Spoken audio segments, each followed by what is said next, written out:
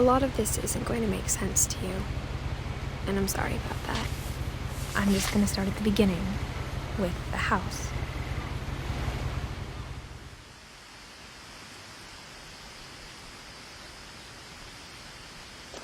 Someone had put up a chain link fence, but it looked like I wasn't the first person to hop it. My brother Milton disappeared when I was 4. It was like the house just swallowed him up.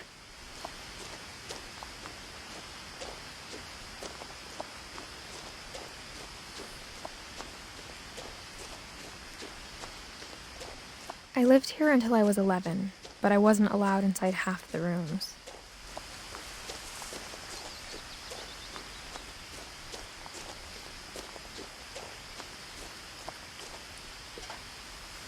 Inside the mailbox were bills from 7 years ago, marked urgent, open immediately. I hadn't been back since my brother Lewis's funeral.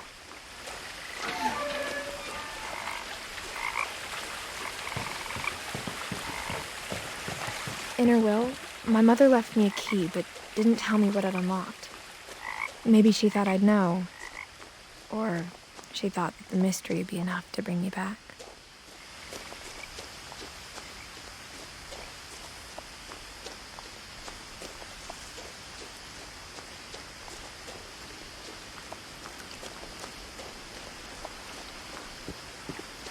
The truth is, even after I inherited the house, I never thought I'd come back to it. But now I had questions about my family that only the house knew the answers to. The woods around the house have always been uncomfortably silent, as if they're about to say something but never do.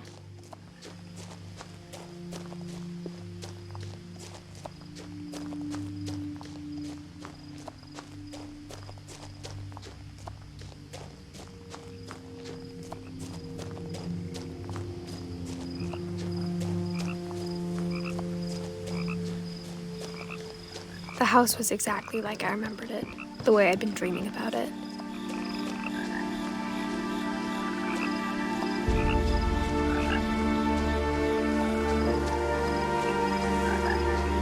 I asked Edie once about the dragon in the pond. She said it had killed her husband.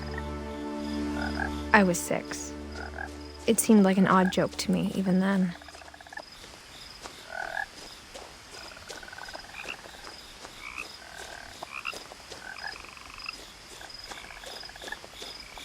As a child, the house made me uncomfortable in a way I couldn't put into words.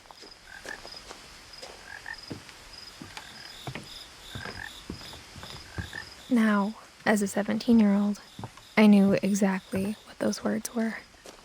I was afraid of the house.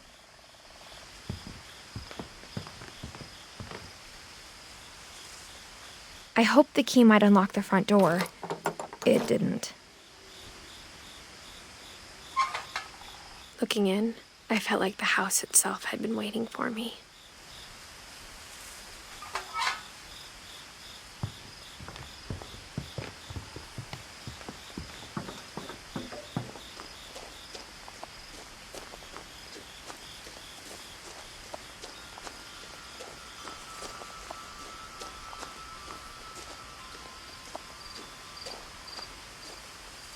The house felt like it had always been here. Even the swing set was older than my mother.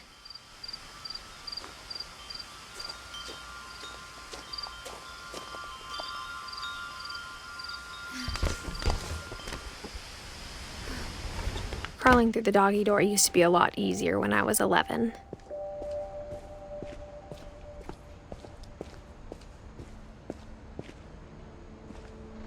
The power had been turned off the night we left. For the first time in years, I felt like I was home. But instead of a family, there were just memories of one.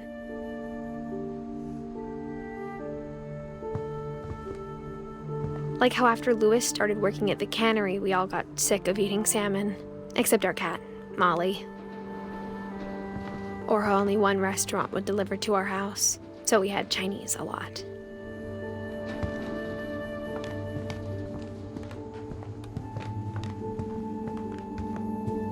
table was still a wreck from the night we left.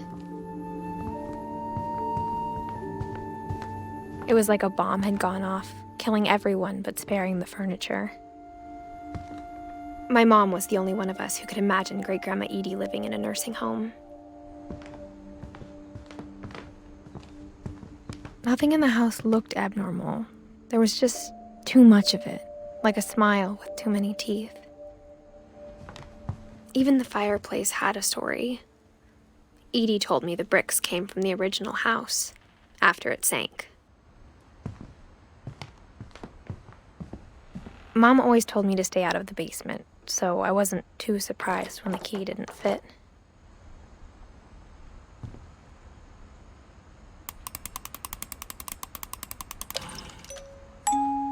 Great-Grandpa Sven built a music box for Barbara, along with the rest of the house.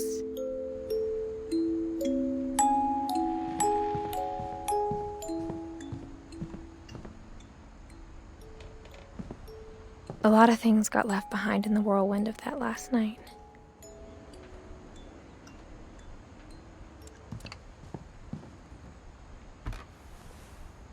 Edie told me once that every Finch who ever lived is buried somewhere in the library.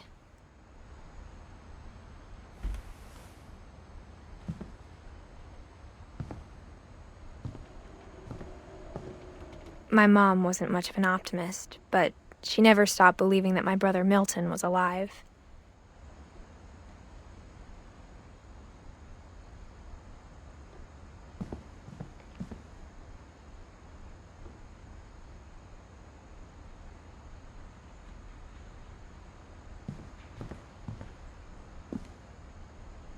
After Milton disappeared, Mom sealed up all the bedrooms. Then Edie retaliated and drilled peepholes.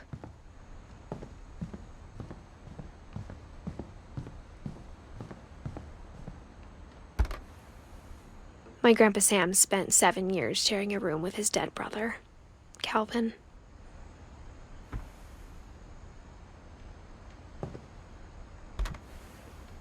As a kid, I just assumed every house had peepholes and sealed rooms you weren't allowed inside of.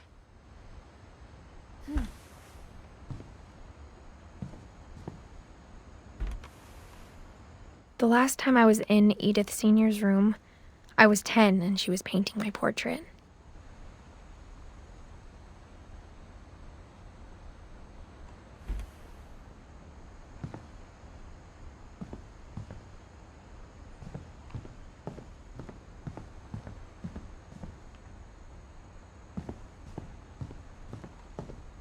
Whenever people ask me about my family, the first thing they always want to know about is Barbara.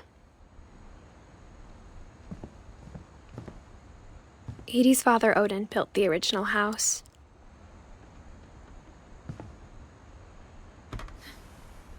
Barbara was a child star for 2 years, until America grew out of it.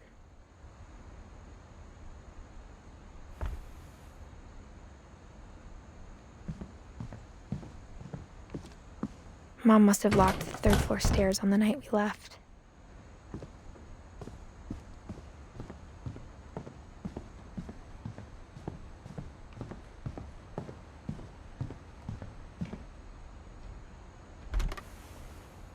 Molly always seemed like a girl I could imagine being friends with, if she hadn't died in 1947.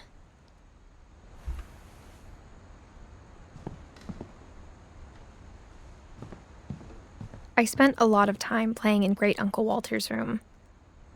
I think my mom sometimes regretted not sealing it up.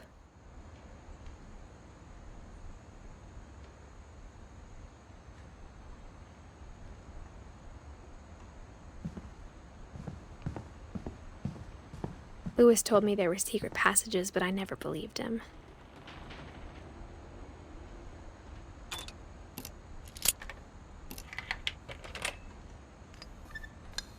Turns out, my mom was really good at keeping secrets.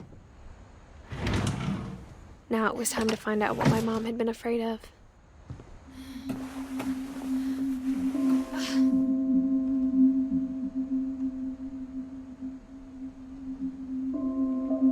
From the paintings on the wall, it was clear my brother Milton had been here before me. Reading this, maybe it sounds like I had a plan, but I had no idea what was behind that door.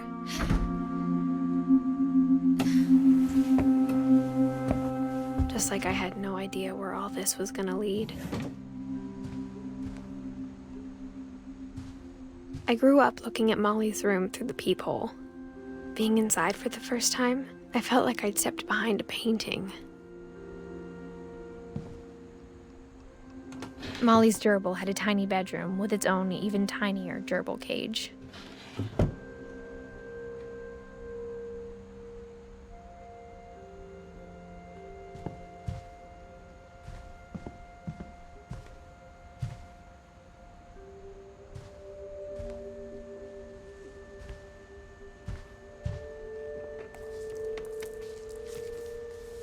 December 13th, 1947.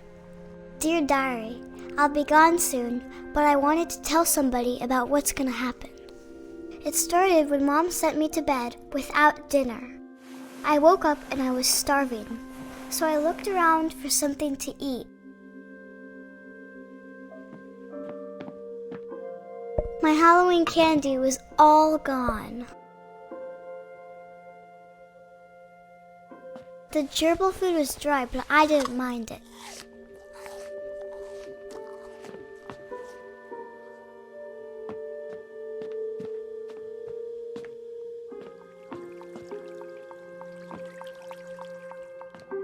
I thought about eating Christopher, but I held back.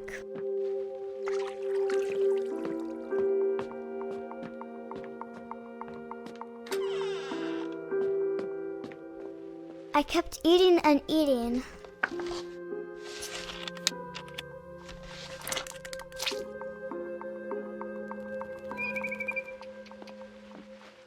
I ate a lot of things that night.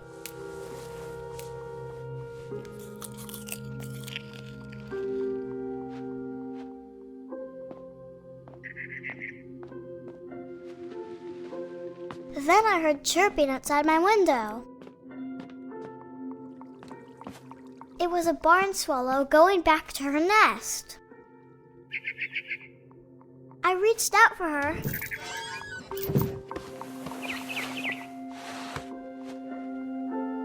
And suddenly,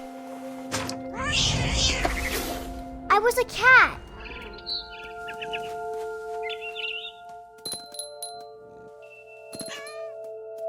I tried to be quiet, but the bird was really scared.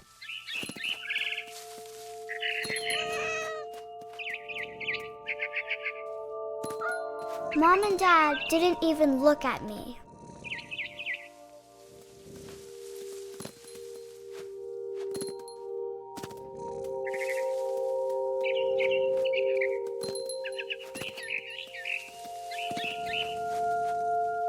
I jumped and I almost got her.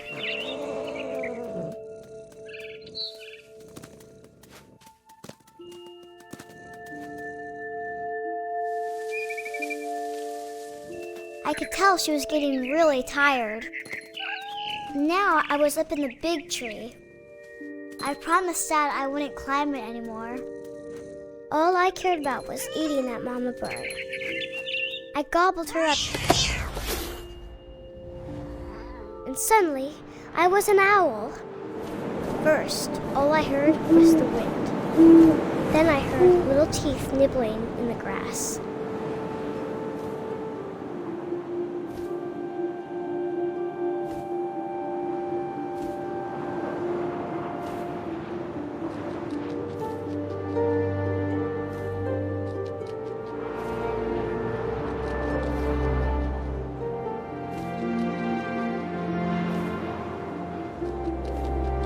Rabbits.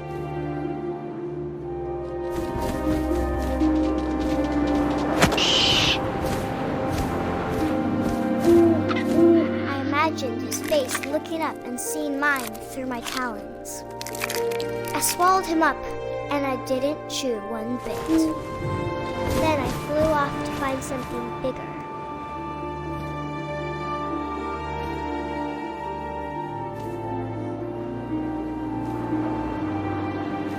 A mama rabbit.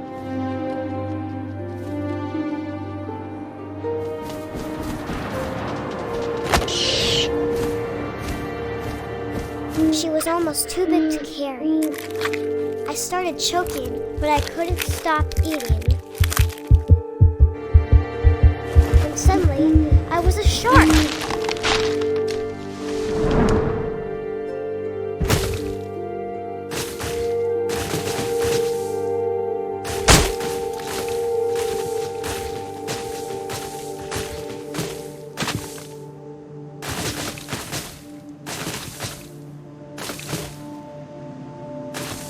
I rolled off a cliff and into the ocean. Now, I was hungrier than ever.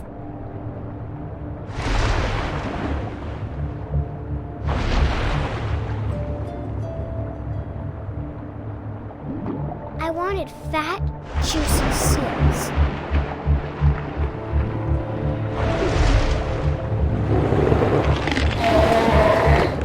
I tore off her flipper, and it tasted really good.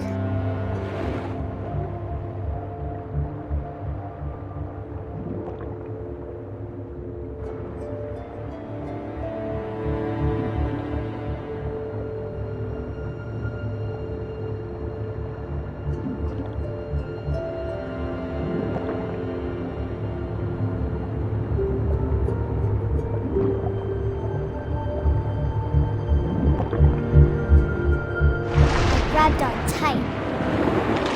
But I was so hungry, I jumped out of the water. When I opened my eyes, everything had changed.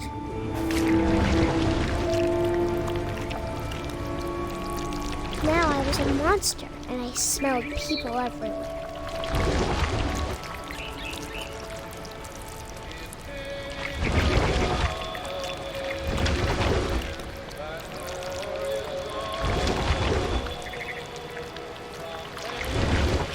I was big, but I moved real quiet.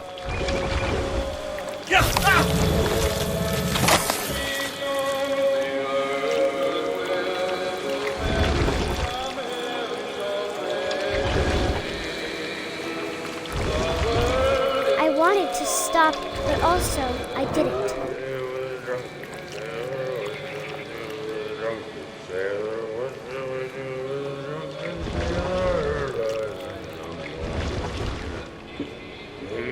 Belly was rusty razor, his belly was rusty razor, his belly was rusty razor. What shall we do with a drunken sailor? What shall we do with a drunken sailor? What shall we do with a drunken sailor? Put him in bed with the captain's daughter, put him in bed with the captain's daughter, put him in bed with the captain's daughter. What shall we do with a drunken sailor? What shall we do with a drunken sailor? What shall we do with a drunken sailor?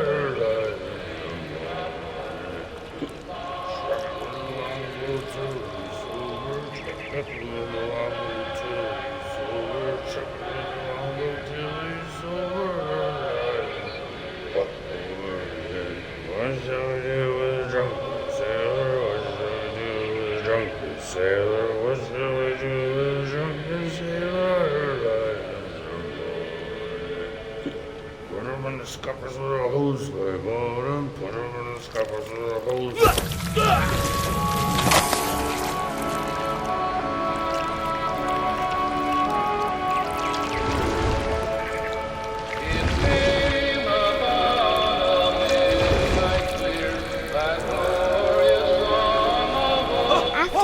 Passenger, I was still hungry. And across the water, I smelled something new. Something I had to have, so I swam towards it.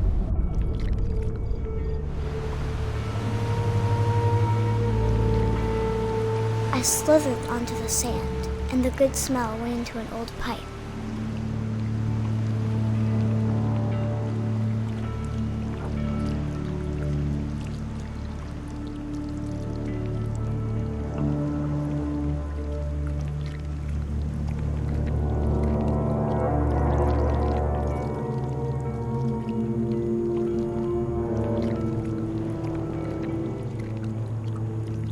I got closer and closer.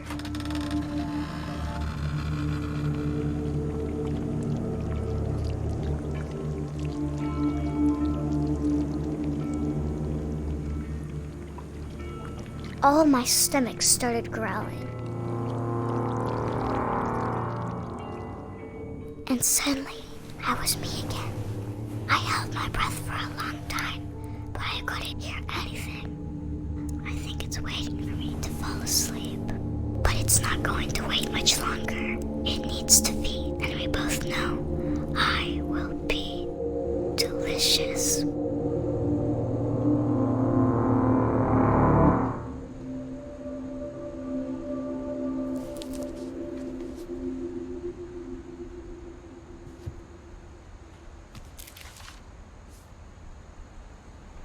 I'm not sure if I believed all of that, but I'm sure Edie would have.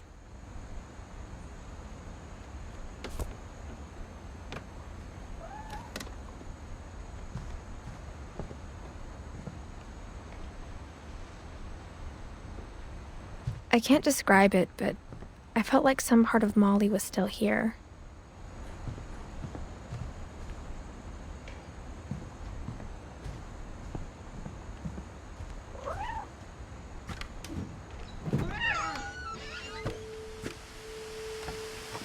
This will be obvious later, but my mom never told me any of these stories. Edie would have, but Mom didn't like bringing up the past. Though, when we adopted a stray kitten, she was the one who named it Molly.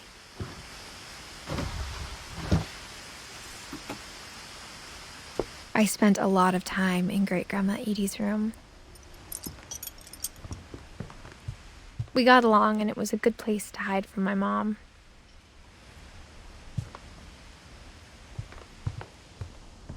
Her room was like a museum. For 500 years, the Finches have been famous throughout Norway for their fortune and misfortune. Odin Finch buries the latest victims of the family curse, his wife Ingeborg and their newborn son, Johan. On January 7th, 1937, he set sail with his family and his house, hoping to leave the curse behind. But 40-foot waves off the coast of Washington send the house and Odin to the bottom of the sea. Odin's daughter Edie, with husband Sven and baby Molly, step ashore on their new home, Orcas Island. Odin Finch is the first to be buried in the new family cemetery. His daughter Edie is already dreaming of a new Finch house.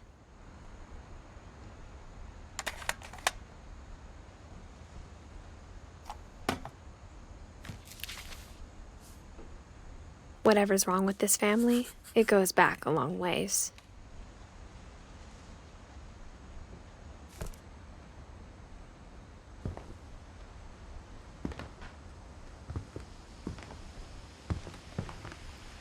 Louis died a week before we left, but Edie had already started to memorialize him.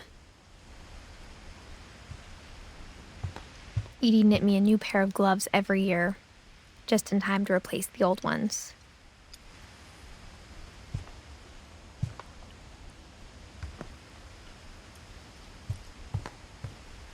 Edie gave a big interview about a mole man living under the Finch house. My mom was furious. I hadn't thought of myself as Edith Jr. for a long, long time.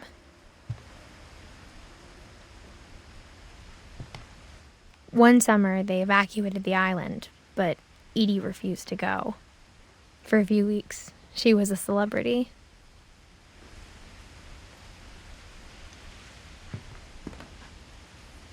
When Edie told people Sven was killed by a dragon, she could also have said he was building a dragon-shaped slide that collapsed.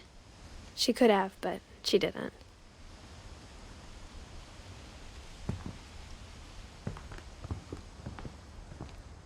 Even in her 90s, sometimes Edie seemed a lot younger than my mother.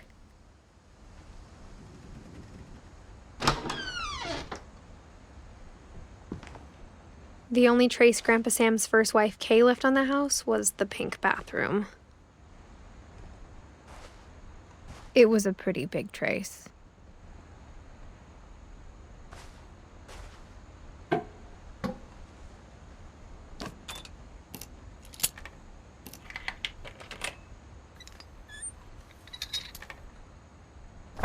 There's a secret in this bathroom.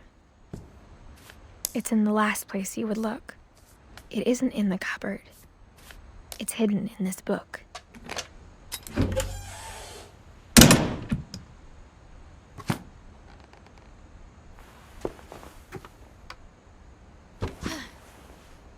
Sven gave Sam an old camera he'd refurbished.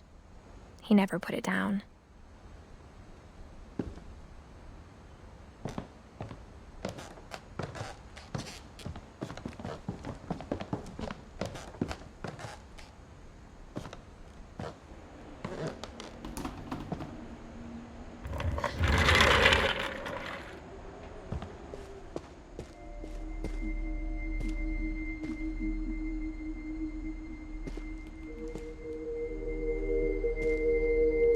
I knew Grandpa Sam had a twin.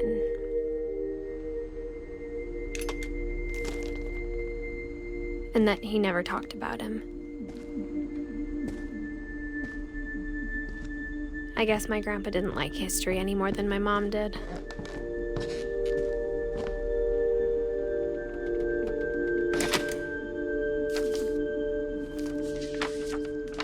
How I Want to Remember My Brother by Sam Finch. The thing I remember is that when he made up his mind, that was it. My brother said he'd die before he ate another mushroom. And he did. At Barbara's funeral, we swore we'd never be afraid again. And he wasn't. I think Calvin always wanted to fly.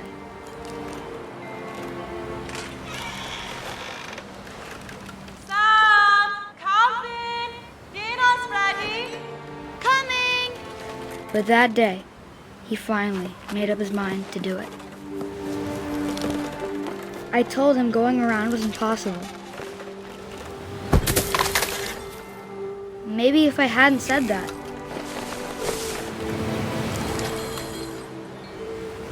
Alvin, I'm not gonna tell you again. Maybe if the wind hadn't picked up. Then maybe he'd still be here. But I doubt it. I think he'd already made up his mind.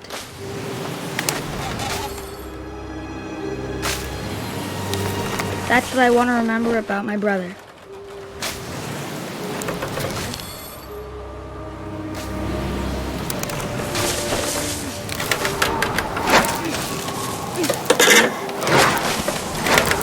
The day he made up his mind to fly. And he did.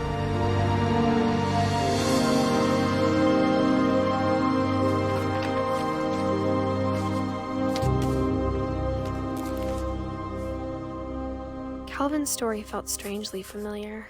When I was younger, I remember trying to do the exact same thing. After the funeral, Edie roped off Calvin's half of the room.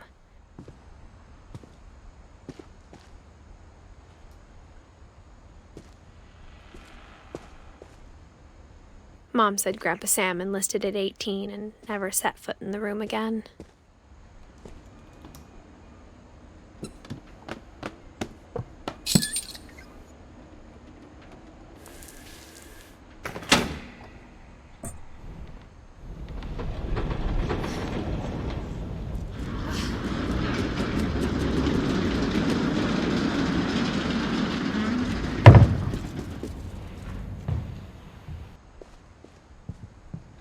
The passages were a pretty tight fit. They'd obviously been built for smaller hands and bellies.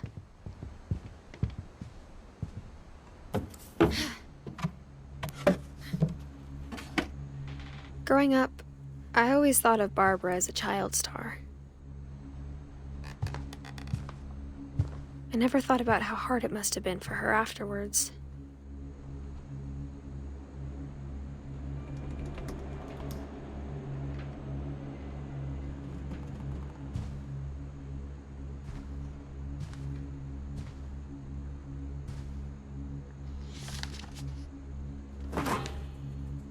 Of all the stories people wrote about Barbara's death, I'm surprised Edie saved this one.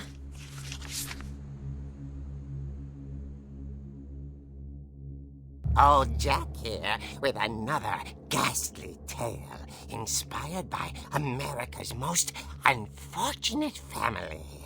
I'm calling it The Surprise Ending of Barbara Finch. As a child star, Barbara was famous for her scream. Now at 16, she was all washed up, a has-been. But in a lucky break, she'd been asked to perform her signature scream at a local convention for monster movie fans. It was just the boost her career needed. Unfortunately, her scream hadn't aged well. Getting better. I think you just need the right motivation. Her biggest fan and current boyfriend, Rick, was about to demonstrate when... Now that was a great scream. It was Barbara's father, Sven. He'd slipped into a table saw and had to be rushed to the emergency room. So Barbara got stuck babysitting her youngest brother, Walter. Her convention comeback was cancelled. Okay, I'm hearing frustration, but I'm not hearing terror.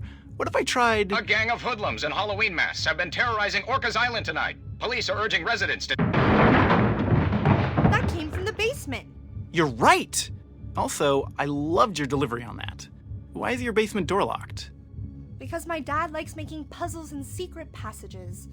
There's a key hidden in the music box. The secret is to keep winding and winding until finally the key pops out. Thanks, babe. I'll be back in a sec. 20 minutes later, Rick hadn't returned. So Barbara went to look for him, right on cue. She reached for the music box, and as she wound the key, she listened for Rick, but the house was silent.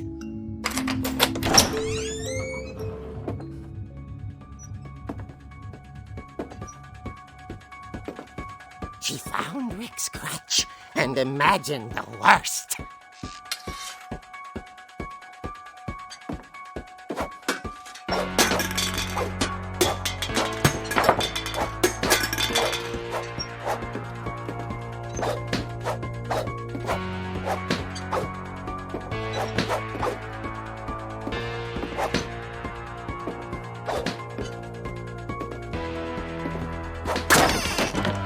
Leader is the infamous Hookman killer, Dr. Carl Hamill, who impaled and then ate his family 10 years ago tonight.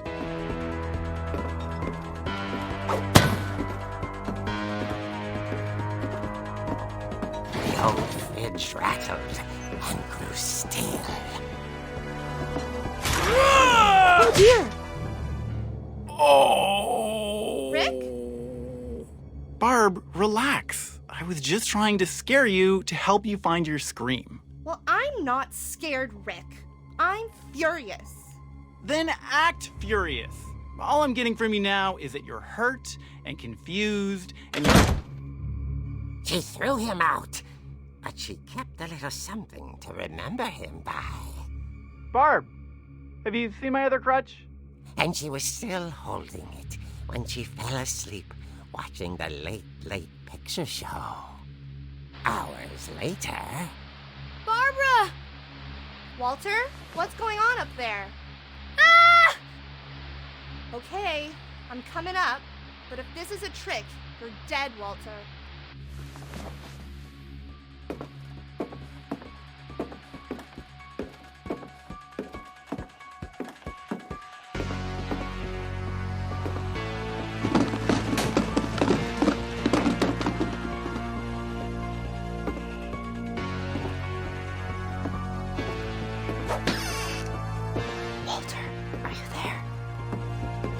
Walter had vanished, but his bedside radio was still on.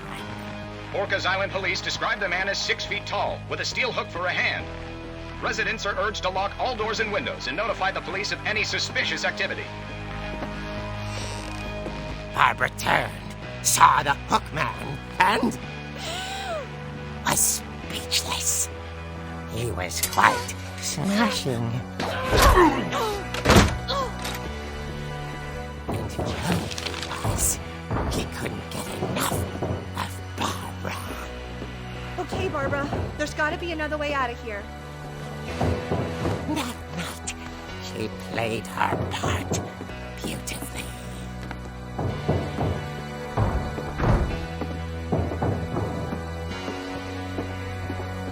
Molly's door hadn't been opened in years. The hinges groaned.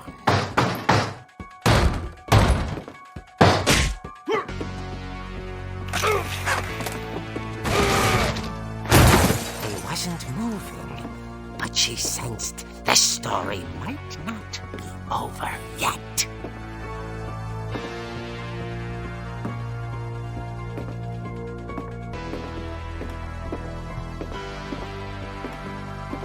The hookman had vanished. She listened for his breathing, but all she heard was... At the door, she heard whispering. It was coming from inside the house.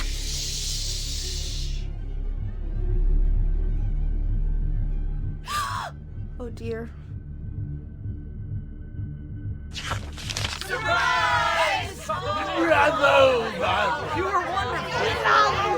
monsters had come to surprise her. For Barbara, it was a dream come true. Then she saw what kind of monsters they were, and she realized what was about to happen. She was going to be famous. And with her final breath, Barbara Finch gave the performance of her life.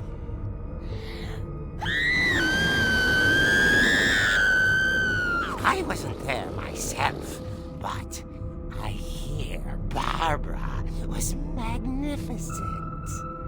Poor girl. She had a taste for stardom. But unfortunately, so did her fans. Of course, the police blamed it all on poor Rick, who disappeared the same night. And little Walter, hiding under his bed the whole time. He took it all pretty hard, but that's another story. As for Barbara, tucked inside the music box was all they ever found of her. Her ear. Now that's what I call a real eerie tale.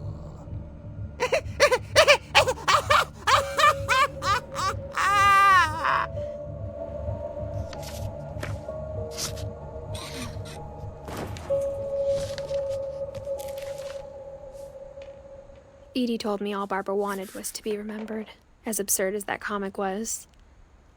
Maybe what Edie saw was a happy ending.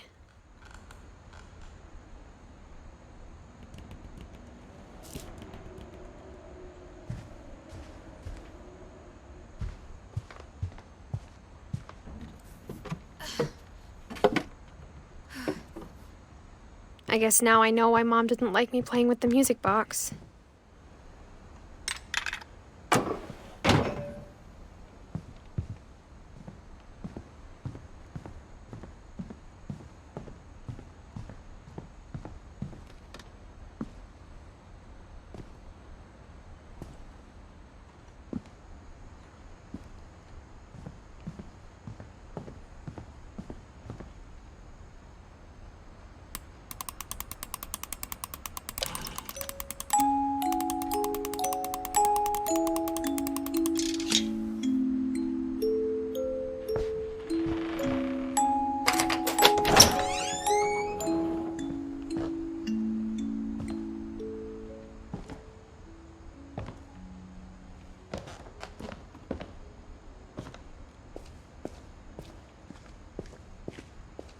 Mom said the basement was off limits, unless I wanted another tetanus shot.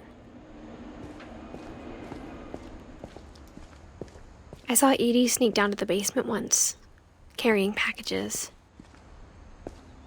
I thought maybe she was hiding presents.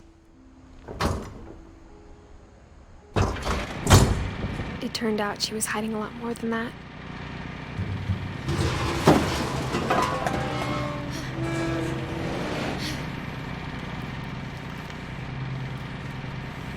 I remember asking Mom once about where Walter had gone.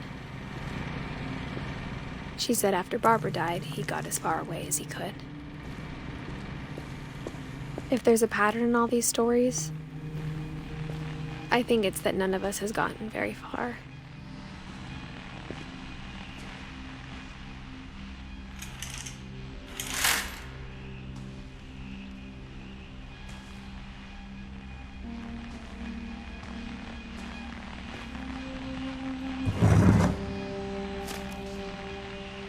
Goodbye, everyone. I can't believe I've been down here for 30 years. On that first day, after the shaking started, I didn't think I'd survive a week.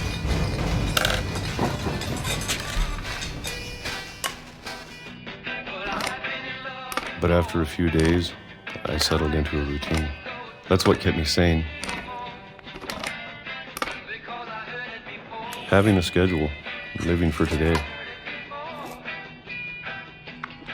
I always expected to be dead tomorrow. But if you wait long enough, you get used to anything.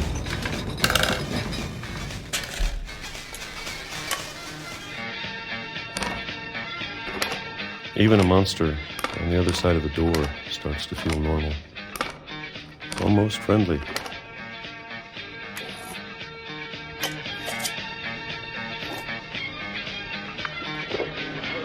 And then one day, everything just stopped. Whatever that thing was, it was gone. Maybe it got tired of waiting. Or maybe I just got tired of being afraid.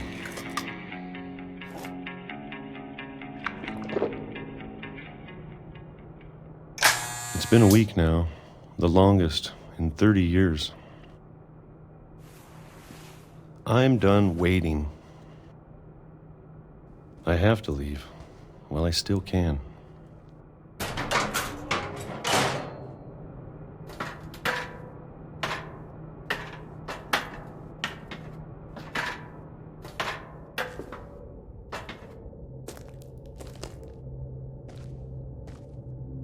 I know it's out there somewhere. Whatever killed Barbara and Molly and Calvin. Maybe this is all a mistake. But I need to stop living the same day, even if it kills me.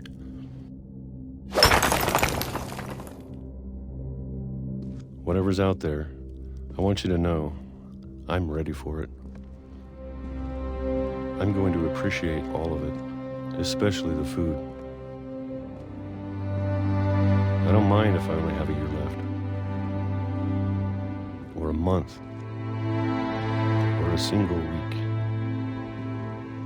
I'd be happy with one meal a day. I can already imagine the sun on my face.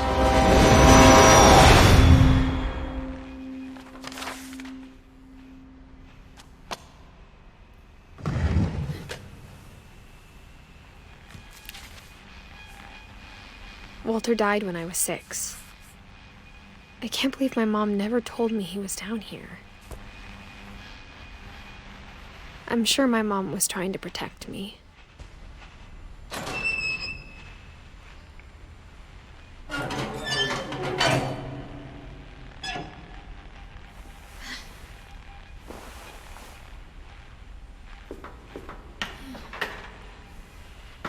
Maybe she was afraid I'd end up like Walter.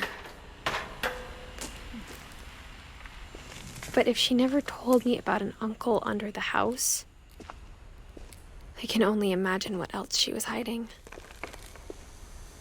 I I don't want to make the same mistakes she made. Trying to bury something that's still alive.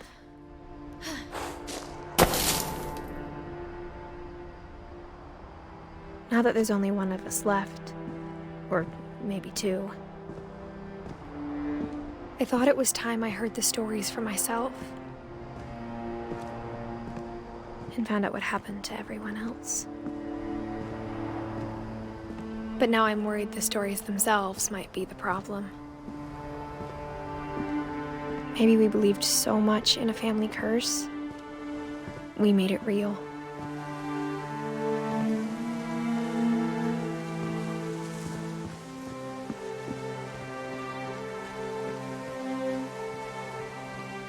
I don't know if I should even be writing this.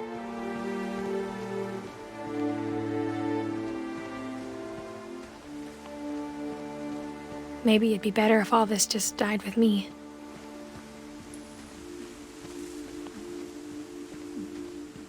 But I thought you should know about your family.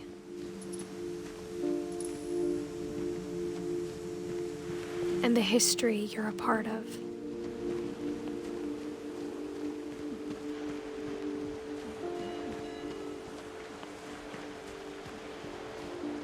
Though to be honest, I feel as lost as you probably do right now.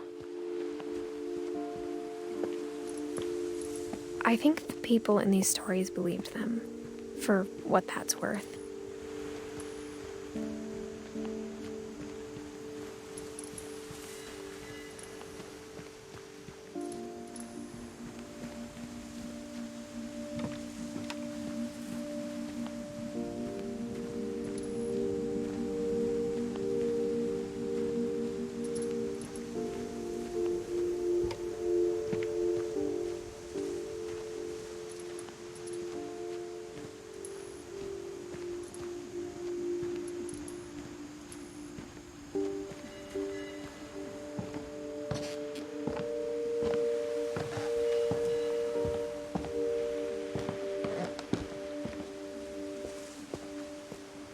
And when you look at the house, at that history of imagination and stubbornness and madness, any of it seems possible.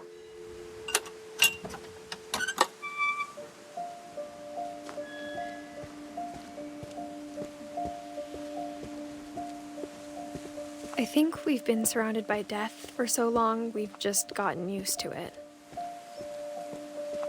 What kind of family finishes building a cemetery before starting the house?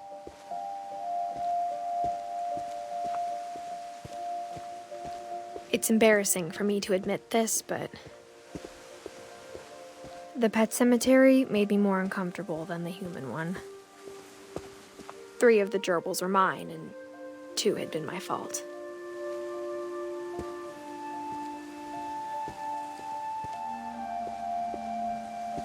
Sven built the house, but it was Edie who designed the cemetery.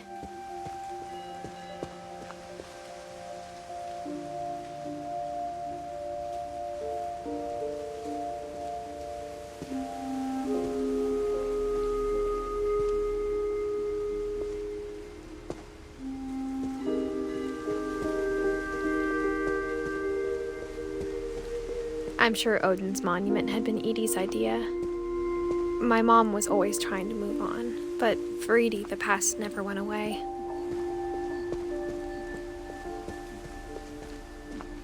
She could see it poking out of the water at low tide.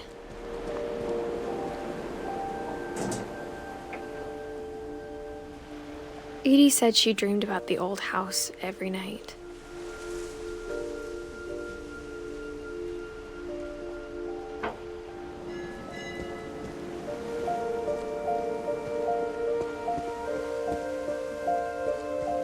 Edie's side was always easier for me to understand. But the older I get, the more I can see where my mom was coming from. Her dad had been pretty strict, but it wasn't enough to save her brothers. She was just trying to do better.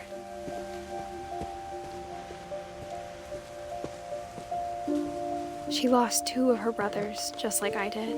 I get why she tried so hard to protect us. We never found Milton's body, So my mom insisted we were putting up a monument, not a tombstone.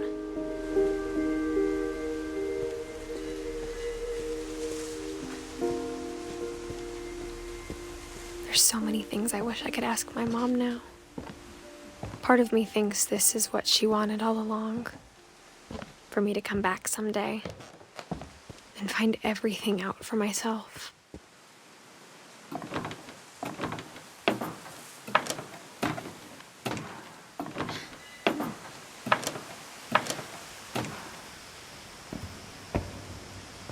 But looking back on it now, if she told me there was going to be so much climbing, I never would have come when I was 22 weeks pregnant.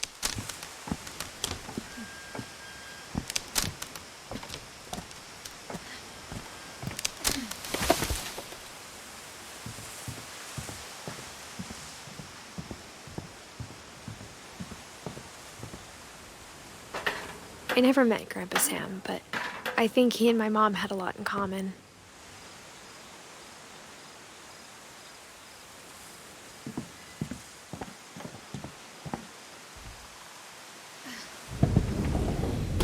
They were both pretty intense. Instead of hiding from death, Sam seemed to go out of his way to meet it.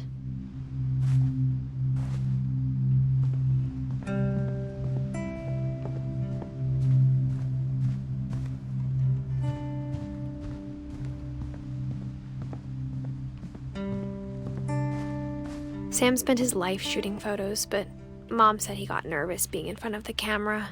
I guess we're all afraid of something.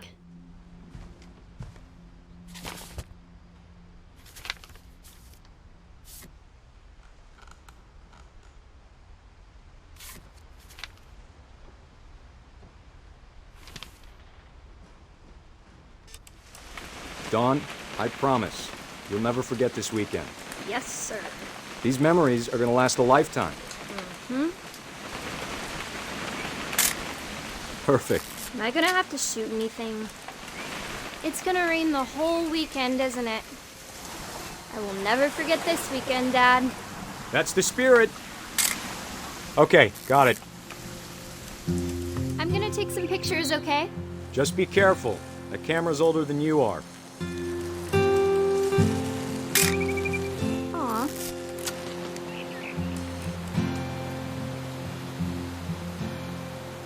You're right, Dad. It's starting to clear up. Still freezing, though. Definitely should not have drunk all that coffee. Hey! That's a keeper. Hold still while I take a picture of you. I'm just saying, I'm not always gonna be here, Dawn. You'll need to remember this stuff, if you want to survive. I'll be fine, Dad. You know who else thought he was gonna be fine? Some guy who died. Dawn, I'm being serious. I know, Dad. You're always serious. Doesn't being out here make you want to chill out? Well, to tell you the truth, I haven't been out here in 20 years.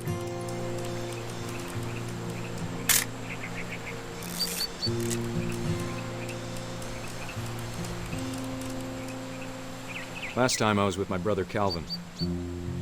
Man, that was a great trip. Your grandpa Sven taught us how to fish, how to build a fire. We found an old logging trail. There were deer everywhere. I bet if I could remember where that trail was, we'd spot a buck for you in no time. Give me a minute to check the map.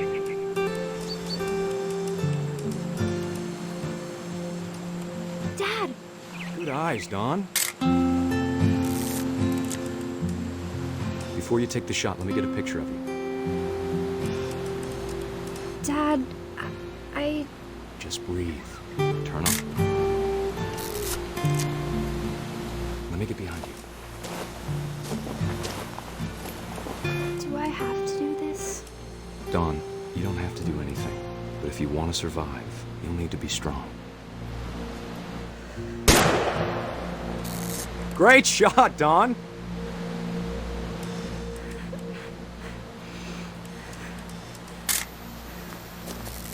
I'm proud of you, Dawn. Always remember that, okay? Dad, it's twitching. I think That's it's totally some- normal, Dawn. Just focus on the camera. Try not to think about— Dad!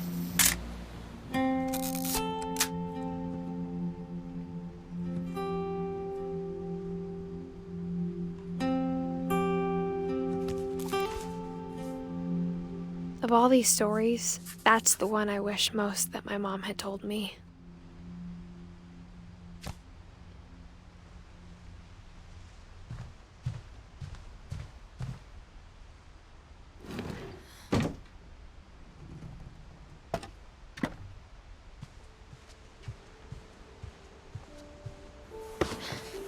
After Sam died, my mom and Edie got really close. They'd both lost a lot.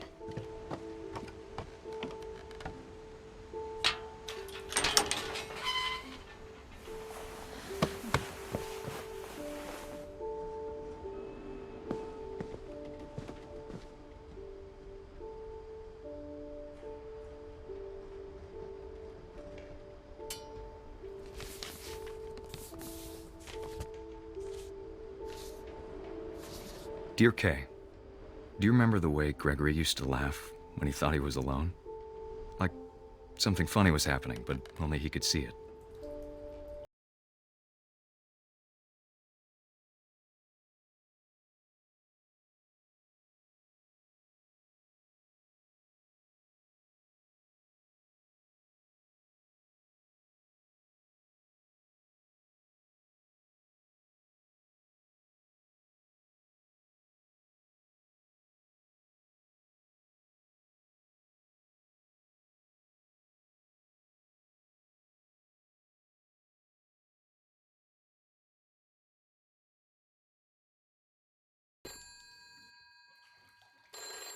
Hold on, sweetie. Hello?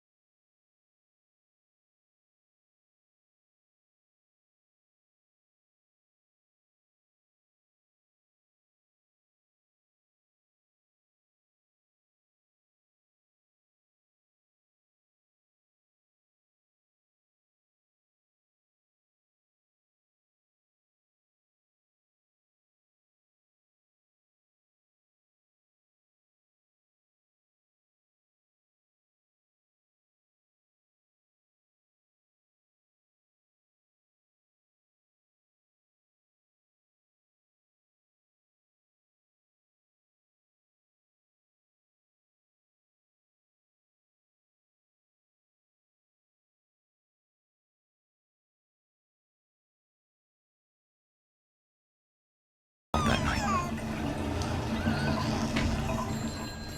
Damn it.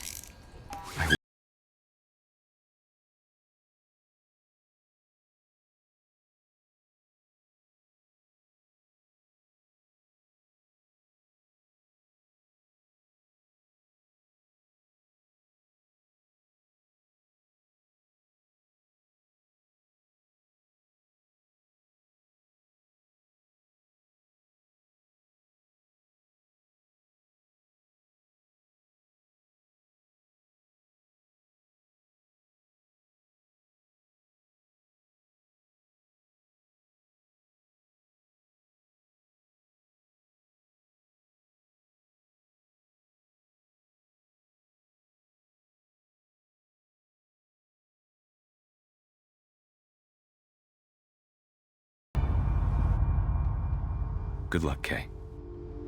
Love, Sam.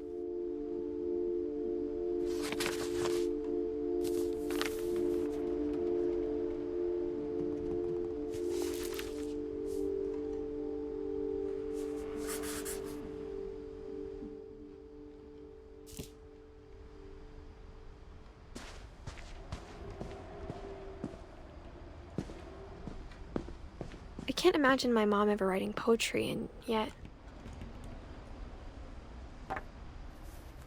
A poem for Gus, who always said the wedding was a bad idea. Our father never hit us kids, at least not very hard, before the day my brother said with teenage disregard that he'd be dead before he'd see a wedding in our yard.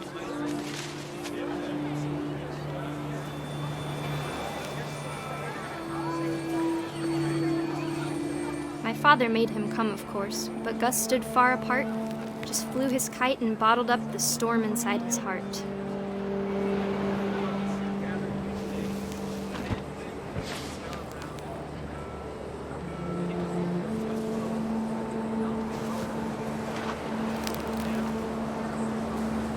I tried to talk him out of it, but though he'd never met her, "We don't need a stepmom," were the words that I now pronounce you husband and wife. You may kiss the bride.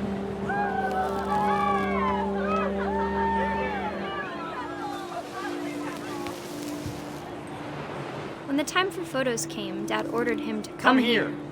But Gus declined, and as a sign held up his middle finger.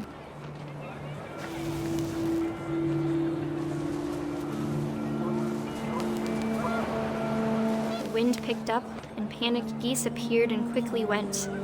But all the humans did that day was go inside the tent.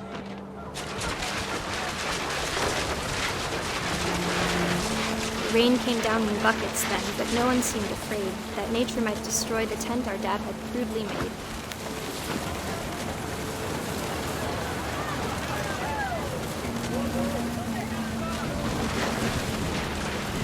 The thunder sounded much too close and full of angry power. But all my father said to this was, "Make the music louder."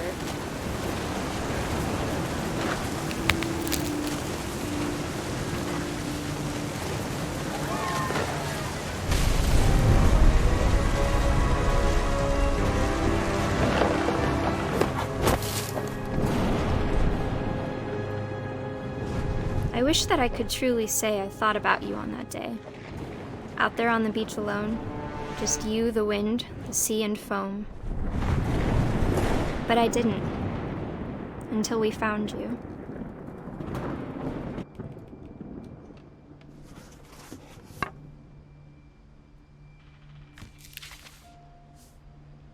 She never talked about him, but Mom told me once if I was a boy, they were going to name me Gus.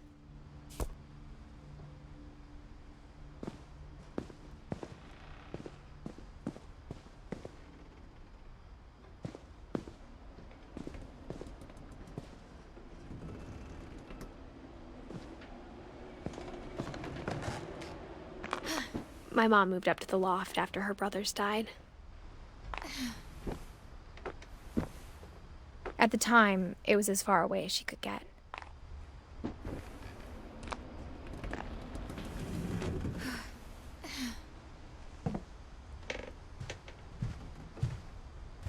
She spent a summer building houses in Calcutta, where she met my dad, Sanjay.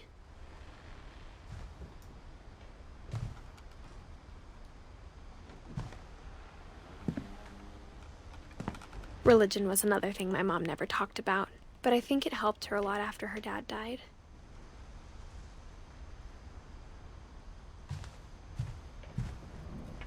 My mom moved to India a week after graduation and got a job teaching English. Louis was born a year later.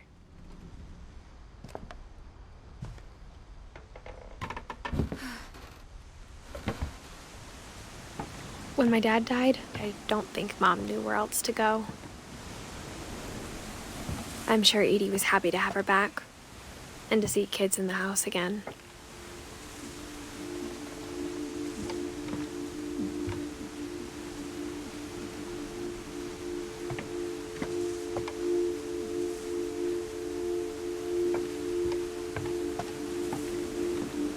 The house had to get a little bigger, but Edie was used to that.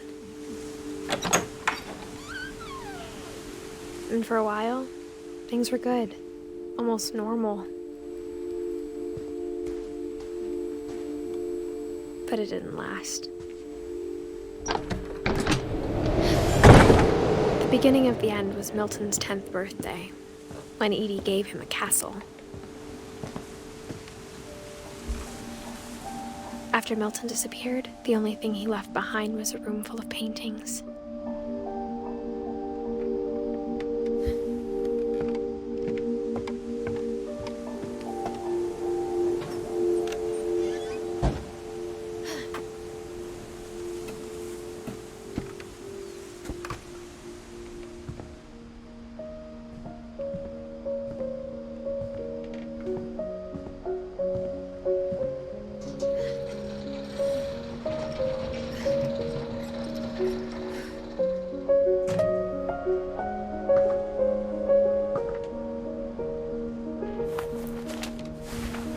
Milton Finch in The Magic Paintbrush.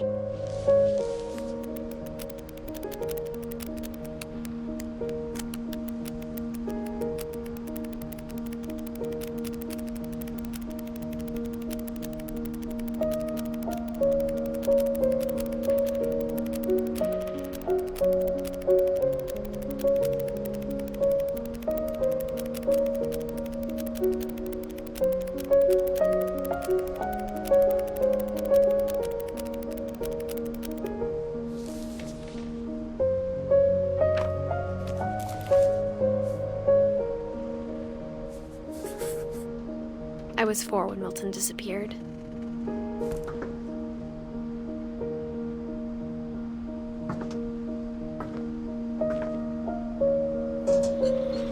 Mom spent months searching for my brother. Then she sealed the doors.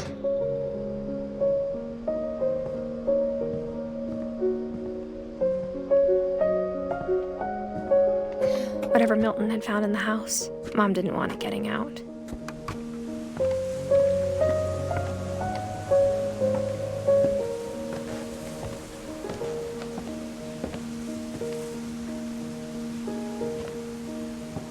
Mom definitely blamed Edie, but I think Louis blamed himself. After he graduated, he just spent more and more time in his room, until Mom got him a job at the cannery. Everyone always told me to stay out of Louis's room, except Louis.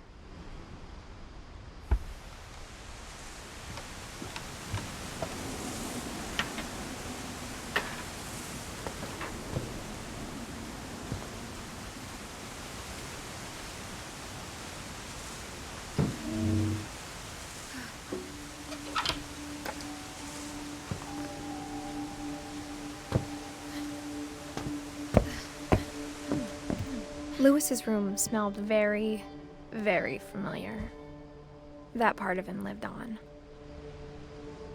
Louis and I spent a lot of time playing games together, but he was surprisingly bad at them. He died a lot.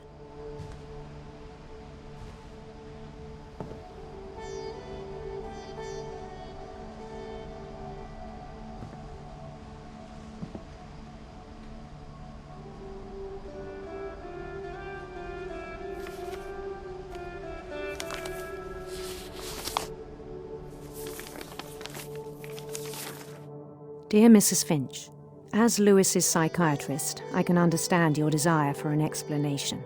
As I see it, the trouble began in January, shortly after we convinced your son to seek treatment for substance abuse. Newly sober, I believe Louis first noticed the monotony of his daily life.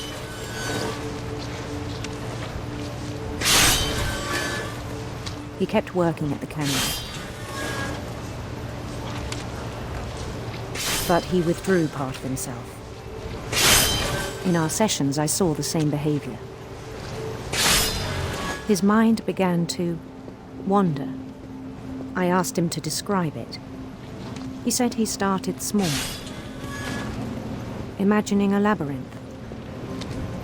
He'd feel his way about. Then something moved. Bats and toads. And things that have not names.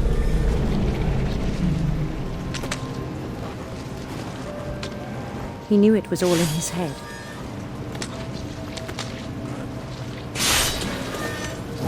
But he took it very seriously.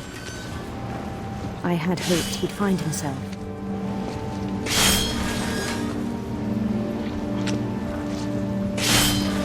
But he found something more. I worried about him then. Daydreaming at the cannery, I spoke with his boss. But he said Louis had become a model employee. Methodical, tireless, focused. Like a whole new Louis. So I let him go on.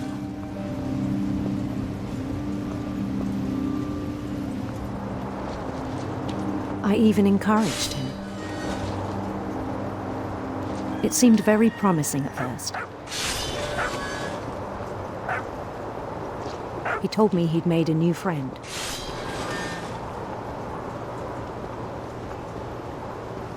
On the edge of a city he named Louis Topia.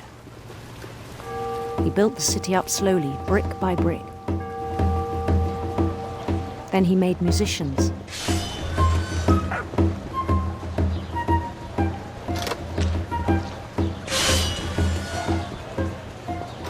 And songs for them to play. He talked about starting a band. And he was always humming something. Every day his imagination grew stronger. He no longer spoke at the cannery. But his chopping was as reliable as ever. Then one day it struck him that all the cheering crowds, even the stones under his feet, were all in his imagination, so he could do whatever he wished.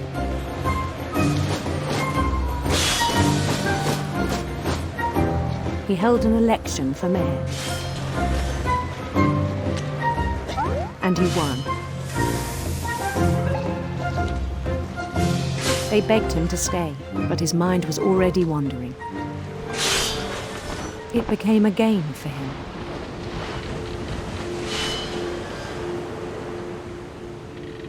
He'd conquer a city, then immediately push on. New Louisville. St. Louis. He started drifting away from our reality.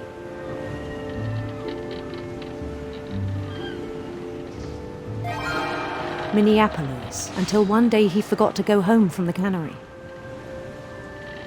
Even as his mother pleaded with him, part of Louis kept sailing on.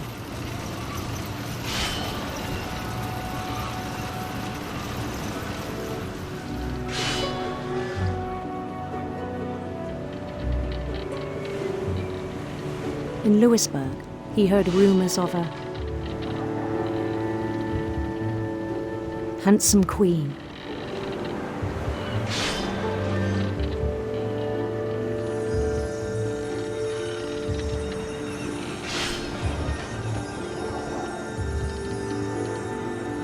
The queen was on her own quest for sinister serpents.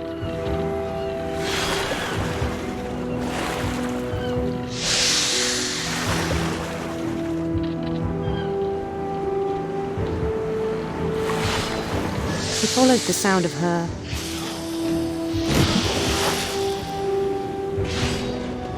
silver harp.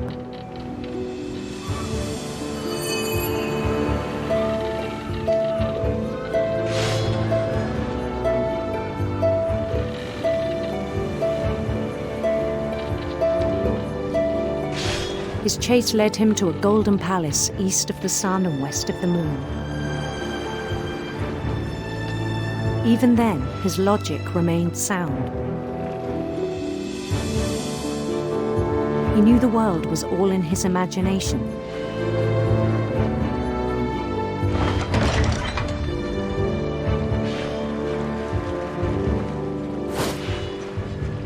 But he was so proud of having created it. In his own eyes, he'd become something greater than a king.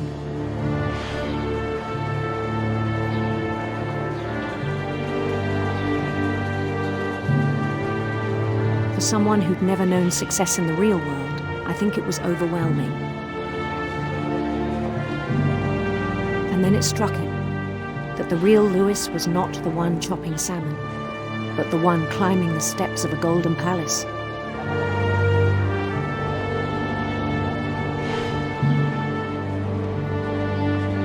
My imagination is as real as my body, he told me. It was hard to argue with him.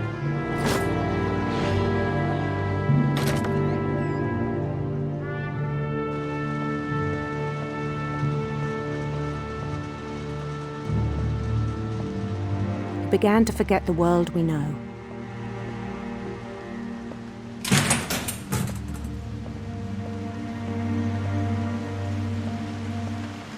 I think it pained him to remember Lewis, the cannery worker.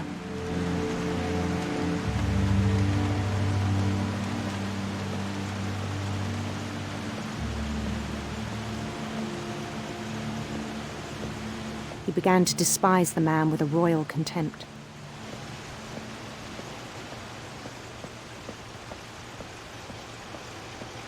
I still thought I could save him.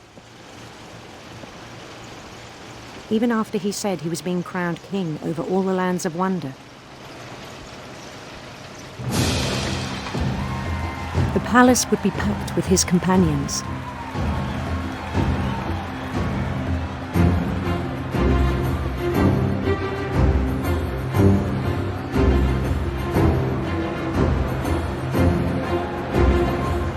Including the wise Calico who'd insisted on advising him.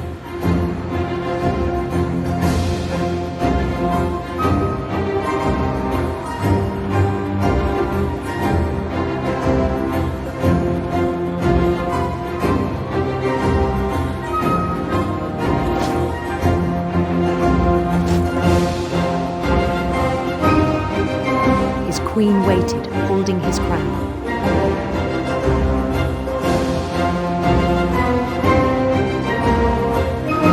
There was only one thing left to do.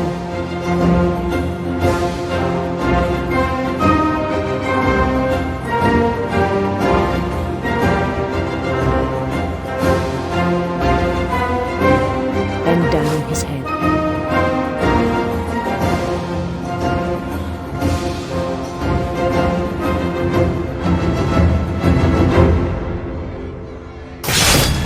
The rest I think you know. Mrs. Finch, your son was a kind man who will be missed by all of us who knew him.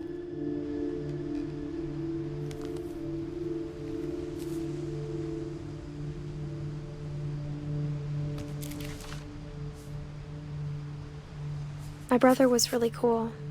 I wish you could have met him.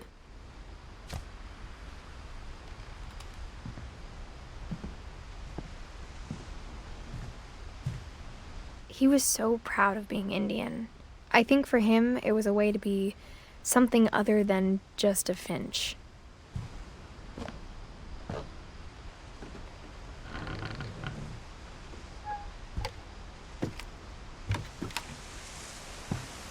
On the way back from Lewis's funeral, my mom told me to start packing. She waited until the day before we left to tell Edie. I'm not sure if she wanted to make it easier or harder.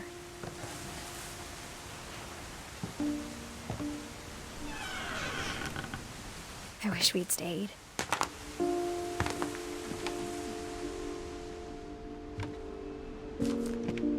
But I understand why we left.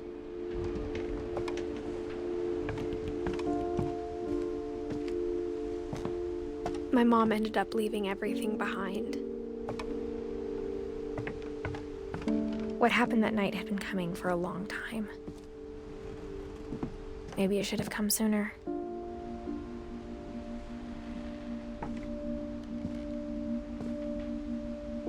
But it had to end one way or another. All that's left now is to tell you about that last night.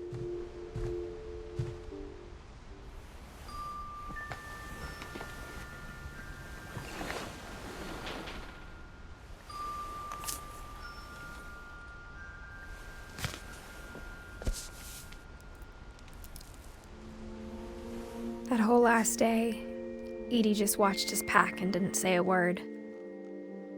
until supper when she raised her glass and said, "To our final night together, and all our final nights apart." Grandma, you know what I said about alcohol. Some of your medications are very Edith, specific. I left a present for you in the hallway. Why don't you go open it?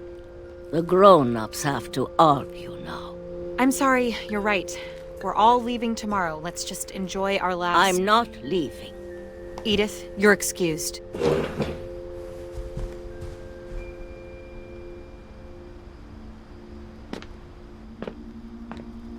The power had been shut off that morning, but Edie always had plenty of candles. When my mom sealed the library, I don't think she knew about the other entrance, or that Edie had a key to it.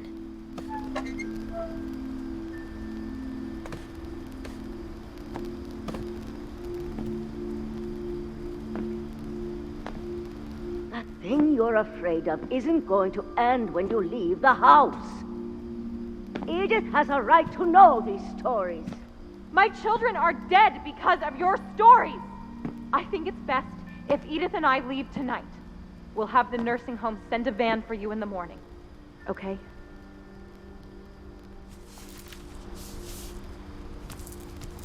Dear Edith, there's so many stories I wish I could tell you, but there's only time for one. This is about what happened on the night you were born. That night, the tide went way, way out. It was the first and last time I ever saw the old house aground. There'd been an earthquake out in the middle of the ocean.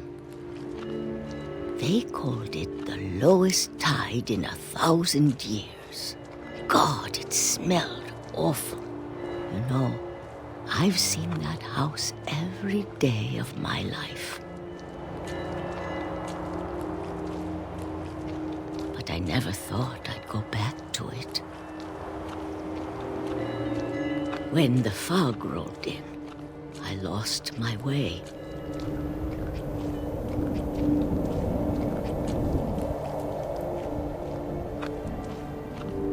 I got turned around.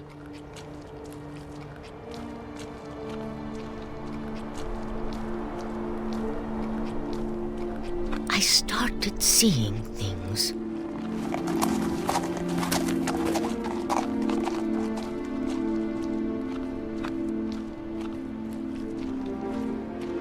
Things I'd forgotten had ever existed.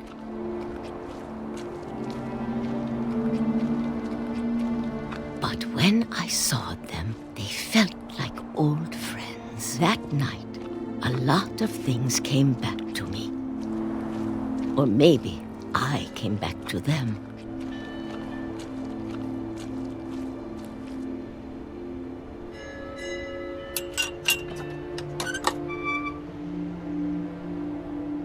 Things I can't explain, but that I need you to try and... Edith, what are you doing in here?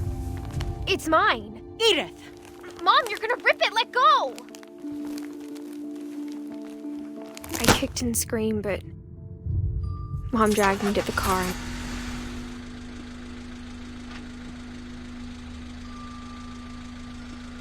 I never saw Great-Grandma Edie again.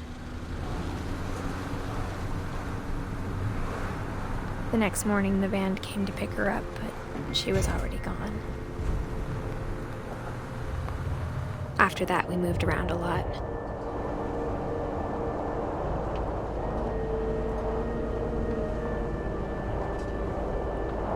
We both tried to make the best of it.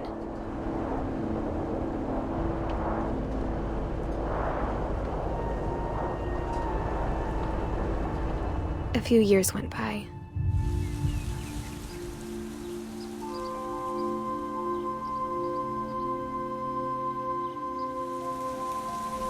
My mom didn't like to talk about it,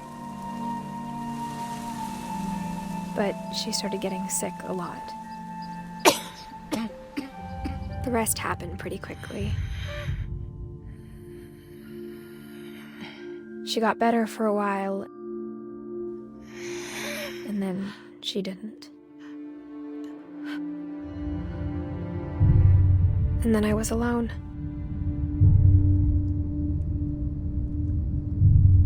the last Finch left alive.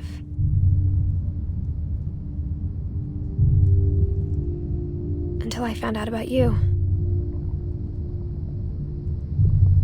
I'm still not sure what to tell you about all this. If we lived forever, maybe we'd have time to understand things. But as it is, I think the best we can do is try to open our eyes and appreciate how strange and brief all of this is. This journal was supposed to be for you. But now I hope you'll never see it. I just want to meet you and tell you all these stories myself. But I guess if you're reading this now, things didn't work out that way.